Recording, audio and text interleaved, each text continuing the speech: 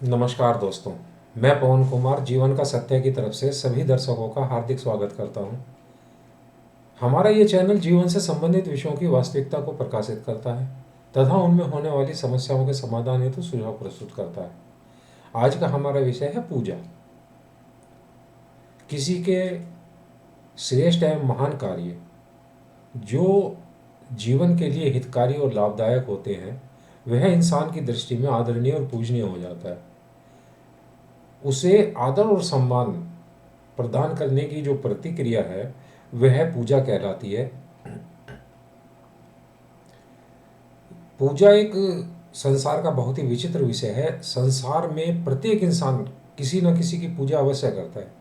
ईश्वर, देवी देवता, साधु संत, गुरुजन, माता पिता या कोई आविष्कारक, कोई अन्य दार्शनिक, कोई कर्म की पूजा करता है, कोई धन की पूजा करता है। दोस्तों, जो आपराधिक प्रवृत्ति के इंसान हैं वह चाहे शैतान की पूजा करते हों, करते अवश्य हैं। और पूजा करने के अनेक प्रकार की प्रक्रियाएं दोहराते हैं।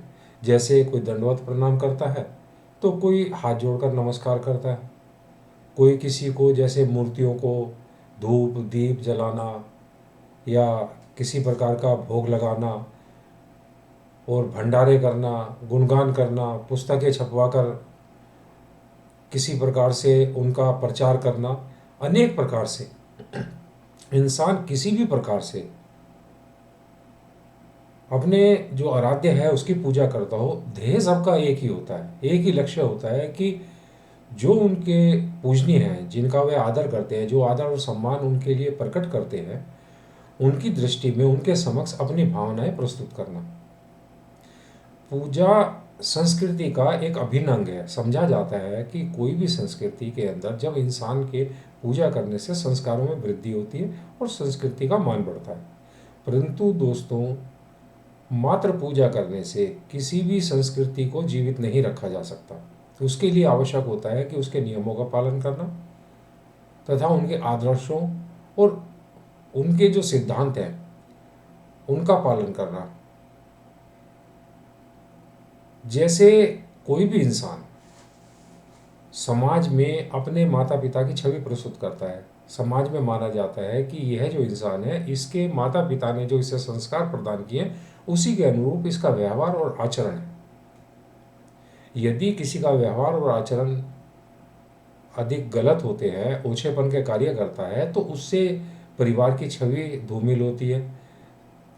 एक प्रकार से माता पिता की और परिवार की प्रतिष्ठा जो है वह कलंकित होती है। इसीलिए उसे कुल का कलंक माना जाता है। कुछ इंसान ऐसे भी होते हैं कि जो अपने बौद्धिक क्षमता से तथा अपनी प्रतिभा से परिवार की प्रतिष्ठा में चार चांद लगा देते हैं, उसमें बहुत अधिक वृद्धि करते हैं। ऐसे इंसानों को कुल का दीपक माना जाता है। दोस्तों, इंसान कुल का दीपक बेशक ना बने, परंतु जब वह कुल का कलंक बन जाता है तो परिवार के लिए बहुत ही निंदनीय होता है। तो इसीलिए आवश्यक होता है कि जो हमें परिवार से संस्कार प्राप्त होते हैं, जो माता पिता हमें सिखाते हैं, उस प्रकार से कम उनकी प्रतिष्ठा को सुरक्षित रख सकें। तो इसी प्रकार से जब हम किसी को भी आदर करते हैं, उसकी पूजा करते हैं, तो उसके लिए हमारे लिए आवश्यक है कि हम उनके आदर्शों का पालन करें, उनके कर्मों की समीक्षा करें और उनका जो मार्गदर्शन है उसको और उनके दिए हुए जो सिद्धांत हैं उनका पालन करना। इस पर मैं आपको एक किस्सा सुनाता हूँ। जैसे कोई एक साधारण इंसान था, उसने देखा कि एक सन्यासी है, उसके सभी जाते हैं, पैर छूते हैं, आशीर्वाद लेते हैं और उसको उपहार भी भेंट करते हैं, उसके भोजन का प्रबंध करते हैं। उसने सोचा कि यदि मैं इस सन्यासी जैसा बन जाऊं तो मुझे बहुत सरलता से बिना कर्म किए सब कुछ प्राप्त हो जाएगा। तो वह सन्यासी के पास पहुंचा, जाकर कहा कि महाराज मुझे अपना शिष्य बना लीजिए। उसने कहा, बेटा हमारी जो राह है वो बहुत कठिन है, उस पर चलना आपके बस का नहीं है। उसने कहा, महाराज आप चिंता ना करें, गुरुदेव मैं जैसा आप कहोगे वैसा करूँगा। मैं बहुत ही परिश्रमी इंसान हूँ और बहुत ही मेहनती, आप जैसा कहेंगे। अब गुरुजी से जब जिद पकड़ ली, गुरुजी ने सोचा आपके इस ढीठ आदमी को अब क्या समझा। उसने कहा, ठीक है बेटा, आज से तू हमारे पद चिन्हों पर चलना। गुरुजी ने अपनी भाषा में कहा और उसने क्या समझा। अब गुरुजी उठकर चल दिए तो गुरुजी के पीछे पीछे जो गुरुजी के पैरों के निशान थे वह उस पर पैर रखते हुए चलने लगा। उसके लिए तो वही पद चिन्ह थे। और एक संकरी गली में जब गुरुजी निकले तो सामने से एक मजदूर सिर पर बोझा लिए हुए आ गया। अब वह उस स्थान पर आ गया कि जिस जगह पे गुरुजी के पैरों के निशान थे। अब वह मजदूर से बोला, भाई आप हटिए। उसने कहा कि मैं हटूंगा तो ये बोझा गिर जाएगा, आप साइड से निकल जाइए बच के बराबर से। वह जिद करने लगा तो गुरुजी ने मुड़कर देखा कि चेला कहाँ फंस गया। उसने कहा, क्या हुआ। कह ले जी, आपके पैरों के निशान पर तो ये खड़ा है, मैं कैसे आगे बढ़ूं, आपके पच्चीरों पे मुझे चलना है। उसने कहा, बराबर में से निकल के आ जाइए। वह आते ही बोला, कह ले गुरुजी वाह, आप खुद कहते हो पच्चीरों पे चलना है और खुद ही आप कह रहे हो बराबर से निकल के आ जाओ। तब उन्होंने कहा, सन्यासी बोले, कह लगे मूर्ख इंसान, मेरे पद चिन्हों पर चलने का अर्थ आपको समझ में नहीं आया। मेरी जो राह है, जिस राह पर मैं चलता हूं वह परमार्थ की राह है। मैं आध्यात्मिक ज्ञान की खोज में चलता हूं। मैं कर्म अवश्य नहीं करता, परंतु जो मेरा कर्म है वह है ज्ञान और परमार्थ की खोज करना। और इसीलिए मैं भूखा रहकर बिना कर्म किए भीख मांगकर किसी प्रकार से अपना जीवन यापन करके भी उस ज्ञान को प्राप्त करना चाहता हूँ। तुम्हें भी इसी प्रकार से मेरे साथ रहना होगा, इसी प्रकार से मेरे कार्य, मेरे आचरण के और मेरे कर्मों की समीक्षा करके उसके अनुसार चलना, ना कि मेरे पैरों के निशान पर। तो चेला तो छोड़ के भाग लिया, क्यों, इतना तो बहुत कठिन कार्य नहीं कर सकता। तो दोस्तों, आज क्या हो रहा है कि पैरों की पैड़ पर चलकर पंछियों को समझा जाता है। वास्तव में किसी को भी आराध्य मानना, किसी के भी, किसी चाहे गुरुजन हो, माता पिता हो, या कोई भी इंसान हो, या कोई देवी देवता या ईश्वर हो, आवश्यक होता है कि उनके जो कार्य हैं उनकी समीक्षा करना और उसी के अनुसार अपने जीवन को उनमें धारण करना। बहुत ही अद्भुत बात होती है कि हिंदू धर्म में मूर्ति पूजा है।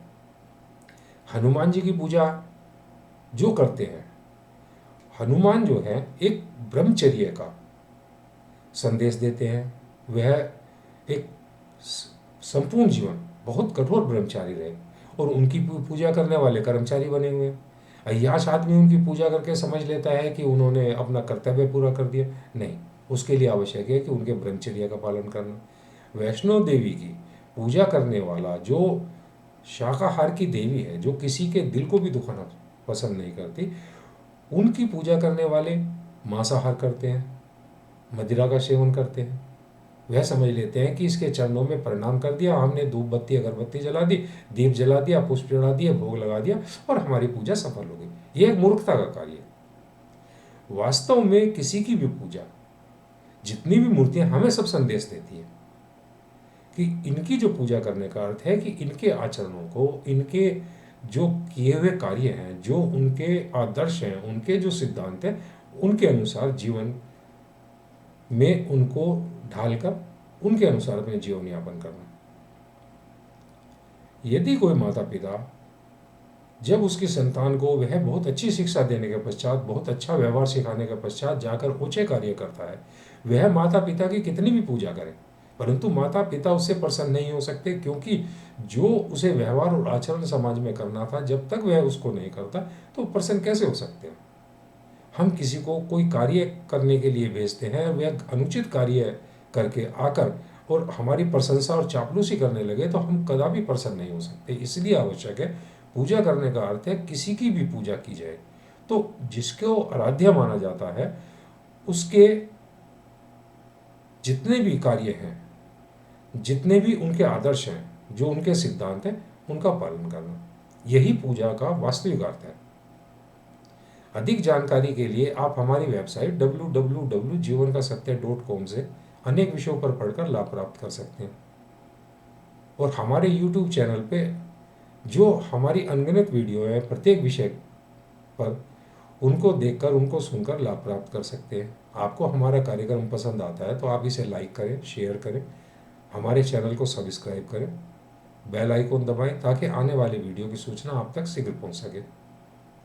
आपके मन में कोई भी प्रश्न है तो अवश्य करें, हम उसका उत्तर देने का प्रयास अवश्य करते हैं, तथा आप कमेंट्स करें, सुझाव दें ताकि हमारा मार्गदर्शन हो और हम आपके लिए कोई और श्रेष्ठ कार्य कर सकें। धन्यवाद।